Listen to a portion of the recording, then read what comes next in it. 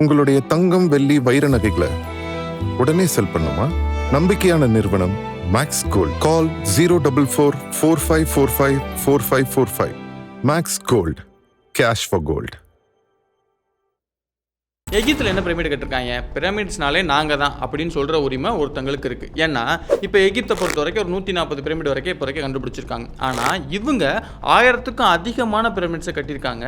அதுவும் அந்த பிரமிட்ஸ் எல்லாமே எகிப்தில் இருக்கக்கூடிய மிகப்பெரிய பிரமிட்ஸை விடவே இவங்க கட்டியிருக்கிற பிரமிட்ஸ் எல்லாமே சைஸ்லையும் சரி, நீளத்துலையும் சரி, அகலத்துலையும் சரி, எல்லா விதத்துலையுமே ரொம்ப ரொம்ப பெருசாக இருக்குது. இப்போ இவ்வளோ பெரிய பிரமிட்ஸை கட்டினது யாருப்பா அப்படின்னு பார்த்தோம்னா, இவங்களுக்கும் நம்ம தமிழ்நாட்டுக்கும் ஆதி காலத்துலேருந்தே தொடர்பு இருக்குது. ஒரு சிலர் என்ன சொல்கிறாங்கன்னா, தமிழர்கள் தான் அங்கே போய் செட்டில் ஆகி இந்த மாதிரியான விஷயங்கள்லாம் பண்ணியிருக்காங்க அப்படிங்கிற மாதிரி கூட சொல்கிறாங்க. யார் அது அப்படின்னு பார்த்தோம்னா, அவங்க தான் மாயன்ஸ். இந்த மாயன்ஸோட கேலண்டர் தான் 2012 டிசம்பர் 21 முடியுது. ஸோ அன்னைக்கு தான் உலகம் அழியிருக்கும் அப்படிங்கிற மாதிரியான பொருளெல்லாம் வந்துச்சு. உண்மையில் மாயன்ஸ் யார், இவங்களுக்கும் தமிழ்நாட்டுக்கு என்ன சம்மந்தம், இதெல்லாத்தையும் பற்றி இப்போ ஏன்பா தெரிஞ்சுக்கணும் அப்படின்னு கேட்டிங்கன்னா, இவங்க ஒரு 1000 வருஷத்துக்கு முன்னாடி நல்ல செல்வ செழிப்பாக அவங்களோட அடையாளத்தோடு வாழ்ந்துட்டு வந்தாங்க. ஆனால் ஒரு கட்டத்தில் அது எல்லாத்தையும் விட்டுட்டு அப்படியே போயிட்டாங்க. அவங்கள பயமுறுத்தின அந்த ஒரு விஷயம் நமக்கு கூட நடக்கலாம். அப்படி என்ன விஷயம் அவங்கள பயமுறுத்துச்சு, அது நமக்கு நடக்குமா நடக்காதா, இந்த மாயன்ஸ் யார், இவங்க எப்படி அவ்வளோ பெரிய பிரமிடை கேட்டாங்க, இதெல்லாத்தையும் பற்றி தான் நம்ம நெக்ஸ்ட் வீடியோவில் பார்க்க போகிறோம்.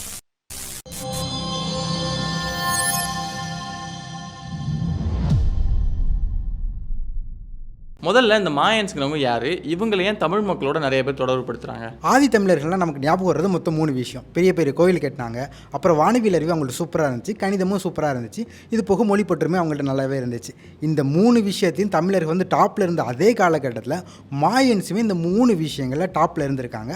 அதுக்கப்புறமா அவங்களோட அடையாளம் கொஞ்சம் கொஞ்சமாக தொலைஞ்சி இப்போ அவங்க அடையாளத்துக்காக போராடிட்டு இருக்காங்க. அவங்கள கம்பேர் பண்ணும்போது தமிழர்கள் நல்லாவே இருக்கும். அவங்கள கம்பேர் பண்ணும்போது நல்லா இருந்தோன்னு சொல்கிறீங்க. அப்படி இருந்தவங்களுக்கு இப்போ என்ன ஆச்சுன்னு தெரிஞ்சுக்கணும்னா நம்ம அவங்க வரலாறுலேருந்து பார்க்கணும். இப்போ வரலாறுன்னு எடுத்துக்கிட்டோம்னா, மாயன்ஸை பொறுத்த வரைக்கும் அவங்க எங்கே வாழ்ந்தாங்க அப்படின்னு பார்த்தோம்னா, அமெரிக்க கண்டத்தில் இருக்கக்கூடிய சதன் மெக்சிகோ, அங்கே வந்து மீசோ அமெரிக்கா அப்படின்னு ஒரு பகுதி இருக்குது, அங்கே தான் வாழ்ந்துருக்காங்க. இப்போ தொல்லியல் ஆதாரங்கள்லாம் வச்சு நம்ம பார்க்குறோம் அப்படின்னா, ஒரு 4500 ஆண்டுகளுக்கு முன்னாடி இருந்து ஒரு சின்ன கிராமத்தில் தான் இந்த நாகரிகம் வந்து உருவாக ஆரம்பிச்சிருக்கு. அதுக்கப்புறமா ஒரு 1400 1500 வருடங்களில் கொஞ்சம் கொஞ்சமாக அந்த நாகரிகம் அப்படியே பெருசாக ஆரம்பிச்சு அமெரிக்காவுடைய மிகப்பெரிய நாகரிகமாக ஒரு 1500 வருடங்களில் அது அப்படியே உருவாயிருக்கு. இப்போ அவங்களுடைய பீக்கில், அதாவது இந்த நாகரிகம் வந்து உச்சக்கட்டத்தில் இருந்திருக்குல்ல, அந்த டைமில் வந்து எவ்வளோ மக்கள் வாழ்ந்திருப்பாங்க அப்படின்னு கணக்கு பண்ணும்போது அப்பயே ஒரு 1.5 கோடி மக்கள் வந்து மாயன்ஸ் வந்து இருந்திருக்கலாம் அப்படிங்கிற மாதிரி தெரிய வருது. அப்படி இருந்த மக்கள் திடீர்னு அப்படியே ஒட்டு மொத்தமாக காணாமல் போகிறாங்க.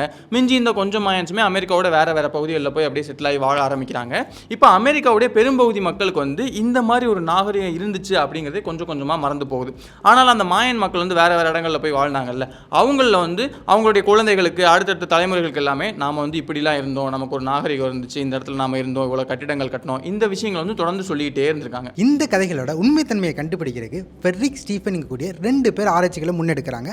அந்த ஆராய்ச்சிகளில் இவங்க சொன்ன கதைப்படி அந்த இடங்களில் டெமாலிஷ் ஆன பில்டிங்ஸ் நிறைய இருக்கிறத வந்து அவங்க கண்டுபிடிச்சு பதிவு பண்ணுறாங்க. அதுக்கப்புறமா லைடாருங்கிற கூடிய தொழில்நுட்பம் மூலமாக ஆராய்ச்சி பண்ணுறாங்க. லைடாருங்கிறது என்ன? இந்த லைடரில் பார்த்தீங்கன்னா ஏரோப்ளேனை மேலே பறக்க விட்டுட்டு எந்த இடத்த ஸ்கேன் பண்ணணுமோ அந்த இடத்துல ஏரோப்ளேனை பறக்க விடுவாங்க. அதுக்கப்புறமா ஏரோப்ளேன்லேருந்து லேசர் லைட்டை கீழே அடிப்பாங்க. இந்த லேசர் லைட் வந்து கீழே இருக்கக்கூடிய காடுகள் எல்லாத்தையும் தாண்டி உள்ளே போகிற அளவுக்கு பவர்ஃபுல்லாக இருக்கும். அது அப்படி பட்டு மேலே வரும். அப்படி வரும்போது அதில் இருக்கக்கூடிய டைம் டிலே யூஸ் பண்ணி கீழே என்ன மாதிரியான ஸ்ட்ரக்சர் இருக்குங்கிறத வந்து கண்டுபிடிப்பாங்க.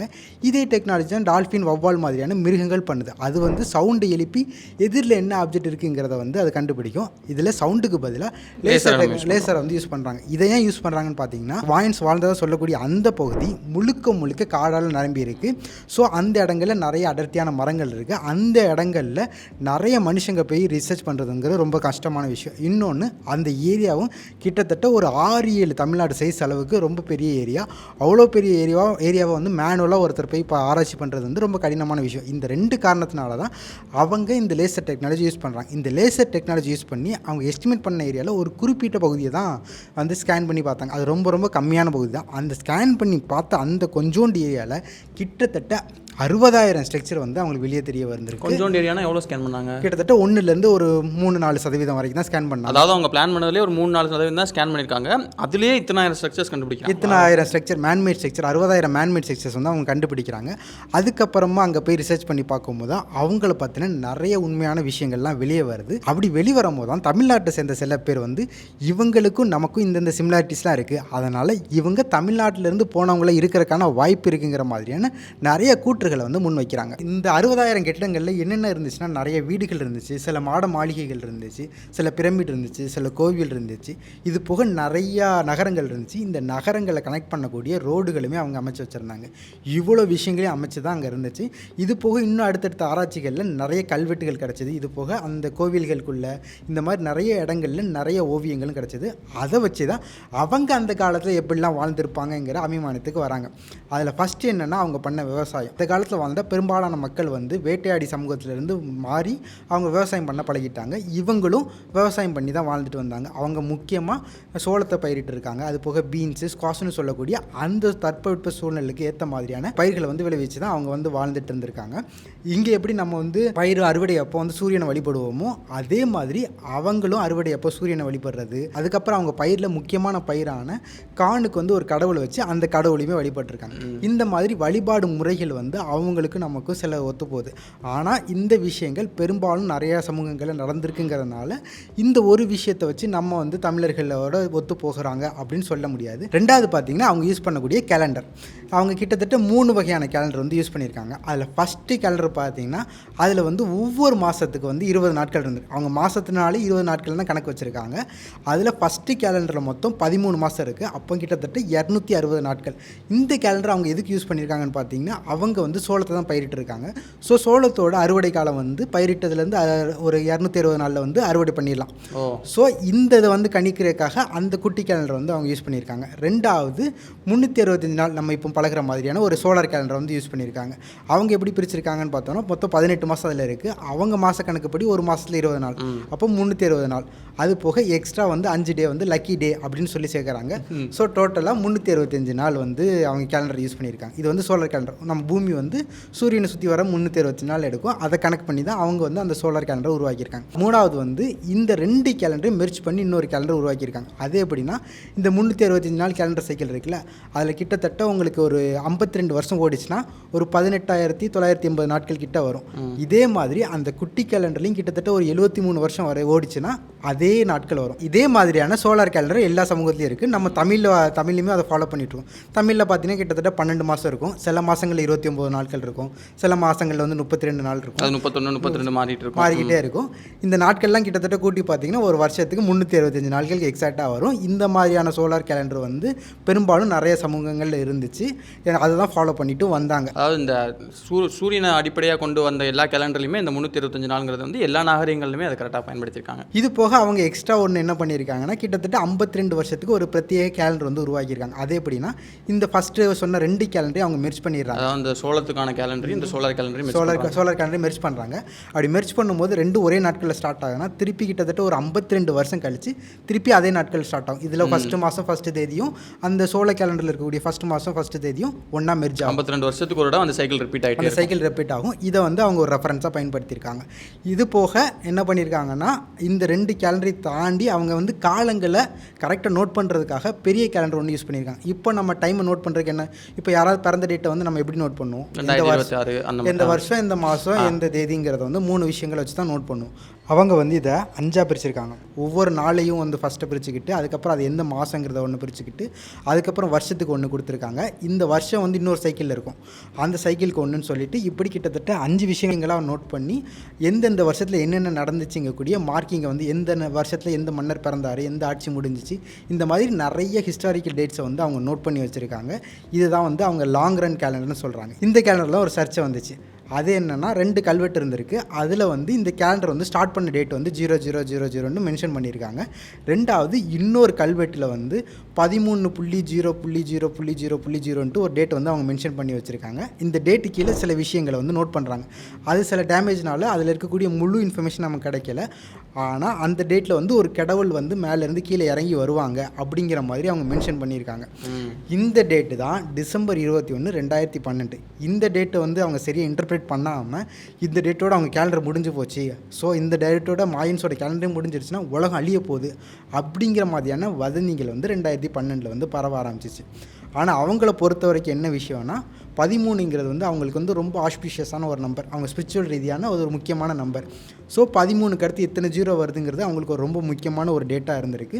ஸோ அந்த டேட்டா அவங்க வந்து மார்க் பண்ணி அவங்களோட ரிலீஜியஸ் செலிப்ரேஷனுக்காக வச்சுருக்காங்க. அதை வந்து மிஸ்இன்டர்பிரேஷன் பண்ணதுனால இவங்களுக்கு இவ்வளோ பெரிய அன்றைக்கி முடிஞ்சிருச்சுன்னு நீங்கள் இன்டர்பிரேட் பண்ணதுனால எல்லாருமே இறந்து போயிடுவாங்கன்னு சொல்லி வந்துட்டாங்க. அது நல்லா இருந்துச்சு. 2012 உலகம் அழிய போகுது, எப்படிலாம் அழிய போகுது, அந்த விஷயம்லாம் நல்லாயிருக்கும். அதே மாதிரி இப்போது இந்த மாதிரி அன்னைக்கு முடிஞ்சு போய் கடவுள் திரும்பி வருவார் அப்படிங்கிற கதையுமே உலகம் முழுக்க நிறைய நாகரிகங்கள்லாம் இருக்குது தானே. இந்த மாதிரி கதைகள் நிறைய நாகரிகங்கள்லாம் இருக்குது. உதாரணத்துக்கு கல்கி வந்து பிறப்பெடுத்து உலகம் அதிப்பாருங்கிற மாதிரியான நிறைய விஷயங்கள் கிறிஸ்டியானிட்டிலையும் இருக்குது, ஹிந்துஸில் இருக்குது. அதே மாதிரி கிறிஸ்டியானிட்டிலையும் இயேசு வந்து பிறப்பார். இந்த மாதிரி நிறைய மித்தாலஜியில் வந்து இந்த மாதிரி கதைகள் வந்து இருக்குது. அந்த மாதிரி கதைகள் தான் இதுலேயும் மாயன்ஸும் ஃபாலோ பண்ணியிருக்காங்க. மாயன்ஸ் வந்து அவங்க வந்து உலகம் அழிய போகுதுன்னு ஃபாலோ பண்ணல, அந்த டேட்டில் வந்து ஒரு கடவுள் வந்து மேலேருந்து கீழே இறங்கி வருவார், அதை செலிப்ரேட் பண்ணுங்கிற விதமாக அவங்க கல்வெட்டில் நோட் பண்ணி வச்சுருக்காங்க. சரி, இப்போ அந்த பிரமிட்ஸ் கதைக்கு வாங்க. ஏன்னா அவங்க வந்து எகிப்தில் இருக்கிறதோட பெரிய பிரமிட்ஸ் கட்டியிருக்காங்கன்னு பார்த்தோம்ல, அது எப்படி கட்டியிருக்காங்க? இப்போ இவங்க கட்டின பிரமிட்ஸ் எல்லாம் கம்பேர் பண்ணி பார்க்கும்போது இது பெரும்பாலும் எஜிப்த் பிரமிட்ஸோட ஒத்து போகிற மாதிரி தான் இருக்கும்.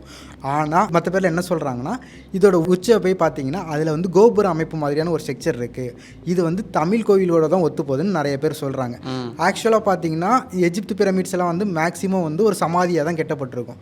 ஆனால் இங்கே இருக்கக்கூடிய இறந்து போனவங்களோட பொருட்களை வச்சு கட்டியிருப்பாங்க. ஆனால் மாயன்ஸோட பிரமிட்ஸ்லாம் பார்த்தீங்கன்னா பெரும்பாலும் ரிலீஜியஸான விஷயங்களுக்காக தான் கட்டப்பட்டிருக்கு. நிறைய ரிலீஜியஸான விஷயங்களை வச்சு தான் பண்ணியிருக்காங்க. உதாரணத்துக்கு அந்த இடங்களில் சாமி கும்பிட்றது, அதுக்கப்புறம் ஏதாவது ஒரு முக்கியமான ஃபங்க்ஷன் நடத்துறது, இந்த மாதிரி விஷயங்களுக்கு தான் அந்த கோயில்களை பெரும்பாலும் யூஸ் பண்ணியிருக்காங்க. ஆனால் சில இடங்களில் அவங்க அதை வந்து கல்லறையாகவுமே யூஸ் பண்ண தான் செஞ்சுருக்காங்க. அதாவது கல்லறையாகவும் பயன்படுத்தியிருக்காங்க. ஆனால் பெரும்பாலானது வந்து வழிபாடு தலங்களாக தான் பயன்படுத்தியிருக்காங்க. நம்ம கோயில்களும் கிட்டத்தட்ட வழிபாடு தலங்களாக தான் பயன்படுத்தும். அது உச்சியில் வந்து சாமியோட சிலைகள் இருக்கும். இதே மாதிரி இதோட உச்சிலையும் சில சாமிகள் சிலைகள்லாம் இருக்கிறதா அவங்க சொல்கிறாங்க. இது போக ஒன்று முக்கியமான விஷயம் என்னென்னு பார்த்தீங்கன்னா, அவங்க வந்து அதிகமாக சூரிய கடவுளை தான் வழிபட்டிருக்காங்க. அதனால் சூரியன் சார்ந்து நிறைய விஷயங்கள் அவங்க கோயிலில் ஒத்து போகிற மாதிரியான விஷயங்கள் பண்ணியிருக்காங்க. சூரியன் பார்த்தீங்கன்னா கிழக்கு திசையில் உதிக்காமல் கொஞ்சம் தள்ளி தான் உதிக்கும். ஃபஸ்ட்டு ஒரு 6 மாதம் எக்ஸாக்டாக கிழக்கு கொஞ்சம் தள்ளி உதிக்கும். அது ஃபஸ்ட்டு கொஞ்சம் 6 மாதம் இந்த சைடு தள்ளி போகும். அதுக்கப்புறம் திரும்பி சென்டரில் வந்துட்டு திரும்பி அந்த பக்கம் ரைட் சைடில் கொஞ்சம் தூரம் போயிட்டு திருப்பி சென்டரில் வரும். இதுதான் அந்த சோலார் சைக்கிளில் நடக்கும். இதை அவங்க எக்ஸாக்டாக கணக்கு பண்ணி என்ன பண்ணியிருக்காங்கன்னா, சரியாக அந்த சூரியன் வந்து கிழக்கு திசையில் உதிக்கிற அன்னைக்கு மட்டும் கரெக்டாக அங்கே இருக்கக்கூடிய டெம்பிள் ஆஃப் 7 டால்ஸ் ஒரு கோயில் இருக்குது. அந்த கோயிலில் சின்னதாக ஒரு கேப் இருக்குது. அந்த கேப்புக்கு நேராக சூரிய உதயம் வர மாதிரி வந்து பண்ணியிருக்காங்க. இந்த மாதிரி விஷயங்கள் இந்தியாவில் இருக்கக்கூடிய நிறையா டெம்பிள்ஸ்லையுமே இருக்குது. கோனார்க் டெம்பிள்ஸில் இருக்குது. அது போக இன்னும் நிறைய டெம்பிள்ஸில் வந்து இந்த சூரியன் கரெக்டாக அலைன் ஆகும். நிறைய டெம்பிள்ஸில் வந்து அந்த கரெக்டாக அந்த சிலை மேலே படுற மாதிரி பண்ணுவாங்க. இந்த மாதிரி நிறைய விஷயங்கள்லாம் பண்ணியிருக்காங்க. இந்த மாதிரி நிறைய விஷயங்கள் ஒத்து போகிறதுனால இவங்க தமிழ்நாட்டை சேர்ந்தவங்களாக இருக்கிறதுக்கான வாய்ப்பு அதிகமாக இருக்குன்னு நிறைய ரிசர்ச்சர்ஸ் வந்து சொல்கிறாங்க. சரி, இப்போ இதோட உண்மை தான் என்ன? நிஜமாலே இவங்க தமிழர்கள் தானா? அதுக்கு இன்னும் நிறைய டேட்டாஸ் வேணும். ஃபஸ்ட்டு இவங்களோட கோயிலை எப்படி கட்டியிருக்காங்கன்னு பார்க்கணும். இவங்க பார்த்தீங்கன்னா எஜிப்த் மாதிரி பெரிய பெரிய கற்கள்லாம் யூஸ் பண்ணல.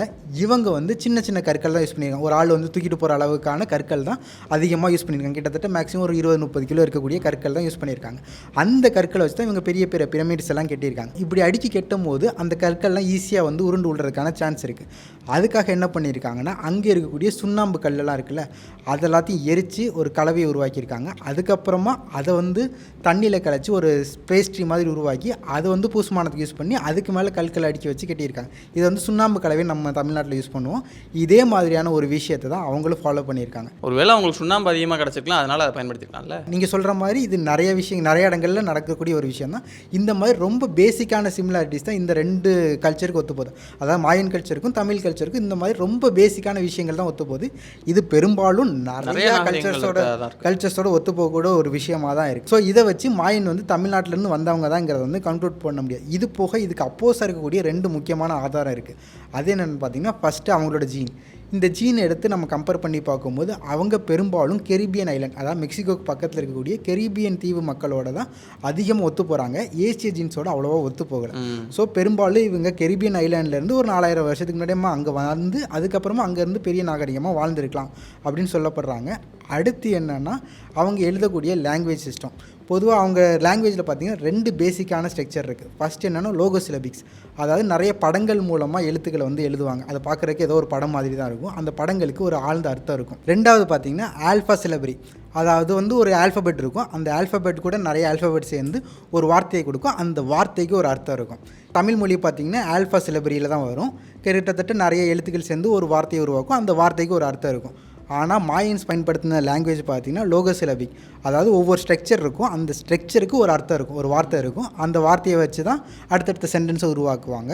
ஸோ இந்த லாங்குவேஜ் ரீதியாக அவங்க ஒத்துப்போகலை, ரெண்டாவது ஜீன் ரீதியாகவும் ஒத்துப்போகலை. ஸோ இதனால் அவங்க தமிழர்களாக இருக்கிறதுக்கான வாய்ப்பு ரொம்ப ரொம்ப கம்மி அப்படிங்கிற மாதிரி சொல்கிறாங்க. அதாவது ஆதாரப்பூர்வமாக எடுத்து பார்த்தோம்னா அவங்க தமிழர்களாக இருக்கிறதுக்கான வாய்ப்பு கம்மி. அதுவே இந்த பக்கம் இருக்கிறவங்க சொல்கிறத எடுத்து பார்க்கோம் அப்படின்னா இந்தந்த விஷயங்கள்லாம் ஒத்து போகுது, அதனால தமிழர்களாக இருக்க வாய்ப்பு இருக்குது அப்படின்னு சொல்லி சொல்கிறாங்க. அப்போ இன்னும் அதிகமான ரிசர்ச் இதை வச்சு நம்ம பண்ணும்போது உண்மை என்ன அப்படிங்கிறது கன்க்ளூசிவாக தெரிய வரும். சரி, இப்போது இத்தனாயிரம் ஆண்டுகள் இருந்தாங்க, அவங்களோட பீக்கில் 1.5 கோடி மக்கள் வரைக்கும் இருந்தாங்க அப்படிங்கிற மாதிரி சொல்லப்படுது. இப்போ இவ்வளோ இருந்த மக்கள் தொகை வந்து எப்படி திடீர்னு அப்படியே காணாம போனாங்க? இப்போ இருந்து ஒரு 1400 வருஷத்துக்கு முன்னாடி தான் அவங்க பீக்கில் இருந்ததாக சொல்லப்படுது. அதுக்கப்புறமா கொஞ்சம் வருஷத்துலேயே நிறைய இடங்கள் காலி ஆகுது. அதுக்கடுத்து இன்னும் சில வருஷங்களில் மொத்தமாக காலியாகி அவங்க வேறு வேறு இடங்களுக்கு போயிடுறாங்க. இவங்களுக்கு என்ன தான் நடந்துச்சுன்னு பார்த்தீங்கன்னா அதுக்கு முக்கியமாக 2 முக்கியமான காரணம் இருக்குது. மாயனில் வந்து நிறைய குறுநில மன்னர்கள் மாதிரி அங்கே நிறைய குட்டி குட்டி சொசைட்டிஸ் இருந்துச்சு. இந்த சொசைட்டிஸ்க்கு நடுவில் நிறைய சண்டைகள் போயிட்டு இருந்துச்சு. இந்த சண்டைகளில் யார் பெரியவங்கன்னு காட்டுறதுக்கு அந்த போர் தாண்டி என்ன பண்ணாங்கன்னா அங்கே பெரிய பெரிய பிரமிட்ஸை வந்து கட்ட ஆரம்பித்தாங்க. ஏற்கனவே இருக்கக்கூடிய பிரமிட்ஸ் அடிச்சுட்டு பெரிய பிரமிட்ஸ் கட்டுறது, அந்த பிரமிட்ஸ் மேலே இன்னொரு பிரமிட்ஸ் கட்டுறது, இப்படி நிறைய பிரமிட்ஸ் அழித்து உருவாக்குறது, இந்த மாதிரி நிறைய விஷயங்கள் பண்ணிகிட்டு இருந்தாங்க. இப்படி தான் ஆயிரக்கணக்கான பிரமிட்ஸ் அங்கே வந்து போயிட்டு இருந்துச்சு. இந்த காலகட்டத்தில் அந்த நிறைய பூசுமானதுக்கு வந்து சுண்ணாம்பு கற்கள் தேவைப்பட்டுச்சு. அந்த சுண்ணாம்பு கற்கள் அவங்க சுண்ணாம்பு கற்களை வெட்டி அதை எரித்து சாம்பலாக்கி அதை தண்ணியில் கரைச்சி தான் யூஸ் பண்ணுற மாதிரி அவங்க டெக்னிக் வந்து வச்சுருந்தாங்க. அப்போது நிறைய மரங்கள் வெட்ட வேண்டியது இருந்துச்சு. இது போக அவங்க பண்ண விவசாயமுமே காட்டு அழிச்சு தான் பண்ணாங்க. இதுலேயும் நிறைய மரங்கள் வந்து வெட்டப்பட்டுச்சு. அதனால் அங்கே வந்து மழைப்பொழிவு வந்து கம்மியாச்சு, அதனால் தண்ணி கம்மியாச்சு, இதனால் விவசாயம் கம்மியாகி அங்கே வந்து வறட்சி வர்றதுக்கான சூழ்நிலை வந்து உருவாகிட்டே இருந்துச்சு. ஆனால் அங்கே இருக்கக்கூடிய மன்னர்கள் எல்லாமே இதை கண்டுக்காமல் அவங்க சமூகம் பெருசாக இவங்க சமூகம் பெருசாங்கிறத அடிப்படி சண்டையிலே போயிட்டு இருந்ததுனால இங்கே இருக்கக்கூடிய மக்கள்லாம் வறுமையில் வாழக்கூடாதுன்னு சொல்லிட்டு அவங்க கொஞ்சம் கொஞ்சமாக அந்த இடத்த விட்டு வேறு வேறு இடங்களுக்கு வந்து நகல ஆரம்பித்தாங்க. இது போக கொலம்பஸ் வந்து அமெரிக்காக்கான பாதையை வந்து 1500 கண்டுபிடிக்கிறாரு. இதுக்கப்புறமா நிறைய பேர் யூரோப்லேருந்து இங்கே வராங்க. அப்படி தான் ஸ்பானியர்கள் வந்து இந்த மாயன் இருக்கக்கூடிய இந்த நகரத்தில் வந்து சேர்றாங்க. அப்படி சேரும்போது அவங்கள நிறைய அடிமைப்படுத்துறது, நிறைய பேரை கொன்று குவிக்கிறது, இந்த மாதிரி நிறைய விஷயங்கள் நடந்ததுனால மக்கள் வந்து நிறைய இறந்து போகிறாங்க. மீதி இருக்கக்கூடிய மக்களுமே தப்பிச்சு வேறு வேறு இடங்களில் போய் வாழ ஆரம்பிக்கிறாங்க. இப்படி தான் அங்கே மொத்தமாக அழிச்சு போய் வேறு வேறு இடங்களில் ஒரு சின்ன பாப்புலேஷனாக இப்போ அமெரிக்காவில் வாழ்ந்துட்டு இருக்காங்க. இப்போயும் ஆனால் இருக்காங்க, கொஞ்சம் பாப்புலேஷனில் வேறு வேறு பகுதிகளில் வாழ்ந்துட்டு இருக்காங்க. இப்படி தான் பெரிய நாகரிகமாக இருந்த ஒரு கூட்டம் வந்து அவங்க நாகரிகத்தை தொலைச்சிட்டு இப்போ அவங்களோட அடையாளத்துக்காக போராடிட்டு இருக்காங்க. இதே மாதிரியான நிலைமை நம்ம கூட வரலாம். இவங்களோட வாழ்க்கையிலேருந்து நமக்கு என்ன தெரிய வருதுன்னா மக்களுக்கு என்ன தேவையோ அதுதான் மேலே இருக்கிறவங்க செய்யணும். அதை விட்டுட்டு தான் பெருசுங்கிறதுக்காக மற்ற விஷயங்கள் செஞ்சாங்கன்னா அந்த சமூகம் மிகப்பெரிய அழிவுகளை சந்திக்க வேண்டியதாக இருக்கும். இது போக அவங்க செய்யக்கூடிய விஷயங்கள்னால என்விரான்மெண்ட்டில் என்னென்ன மாதிரியான பாதிப்புகள் வருது, அந்த பாதிப்புகளை நம்ம சரி செய்யறதுக்கு என்னெல்லாம் பண்ணணுங்கக்கூடிய ஒரு ஸ்ட்ராட்டஜியோட ஒரு விஷயம் செஞ்சால் தான் அது சஸ்டெயினபிளாக இருக்கும். அதை விட்டுட்டு நான் அங்கே என்ன நடக்க போகுதுங்கிறத கண்டுக்காமல் எனக்கு இந்த இடத்துல பெரிய இன்ஃப்ராஸ்ட்ரக்சர் உருவாக்கணும், அதுக்காக நான் அந்த இடத்த கைப்பற்றுங்கிற மாதிரியான விஷயங்கள் எடுக்கும்போது அது பிற்காலத்தில் மிகப்பெரிய பிரச்சனையாக மாறும். இப்போ இந்த மாதிரி நானும் பிரவீன் ப்ரோவும் நிறைய விஷயங்களை பற்றி பேசிகிட்டு இருக்கோம். இது போக ஒரு புது முயற்சியாக பண்ணலாமே அப்படின்னு சொல்லிட்டு கடைசியாக ஒரு விஷயத்தை ட்ரை பண்ணோம். அதாவது செஞ்சு பார்த்தே வந்து முயற்சி பண்ணி பார்த்தோம். என்ன அப்படின்னா, நம்ம நார்மலாக வந்து எல்லார் வீட்லேயுமே 2 வீலர் இருக்குது. இந்த 2 வீலர்லேயே வந்து கியர் வண்டி, கியர் இல்லாத வண்டி அப்படின்னு 2 டைப் இருக்குது. இப்போது இதில் எது பெஸ்ட்டாக இருக்கும், அதாவது ஒரு கியர் வண்டி பெஸ்ட்டா இல்லைனா ஒரு ஸ்கூட்டர் பெஸ்ட்டா அப்படிங்கிறத நிறைய க்ரைட்டீரியாஸ் வச்சு செக் பண்ணி பார்த்தோம். முக்கியமாக வந்து மைலேஜ், சேஃப்டி, மெயின்டெனன்ஸு, இந்த மாதிரி நிறைய விஷயங்களை வச்சு, அதாவது நார்மலாக ஒருத்தவங்க வந்து பைக் வாங்க போகிறாங்க இல்லை யூஸ் பண்ணுறாங்க அப்படின்னா அவங்களுக்கு இந்த கியர் உள்ள வண்டி கரெக்டாக இருக்குமா இல்லை கியர் இல்லாத வண்டி கரெக்டாக இருக்குமா அப்படிங்கிறத மெக்கானிக்ஸ்ட்டை போய் வந்து அவங்களுடைய ரிவ்யூஸ் என்ன அப்படிங்கிறத கேட்டோம். நாங்களே பர்சனலாக ஓட்டி பார்த்தோம். இந்த மாதிரி நிறைய விஷயங்களை வச்சு எது பெஸ்ட்டு, ஸ்கூட்டியா பைக்கா அப்படிங்கிறத பற்றி ரொம்ப டீட்டெயிலான ஒரு வீடியோ பண்ணியிருக்கோம். அதை நீங்கள் பார்க்கணும், அந்த விஷயத்தை பற்றி நீங்கள் தெரிஞ்சுக்கணும் அப்படின்னு நினச்சிங்கன்னா அதுக்கான லிங்க் நான் சைடில் கொடுக்குறேன். அதை கிளிக் பண்ணிங்கன்னா நீங்கள் அந்த விஷயத்தை பற்றி தெரிஞ்சுக்கலாம். இன்னொரு நாள் இன்னொரு வீடியோவில் சந்திக்கிறோம்.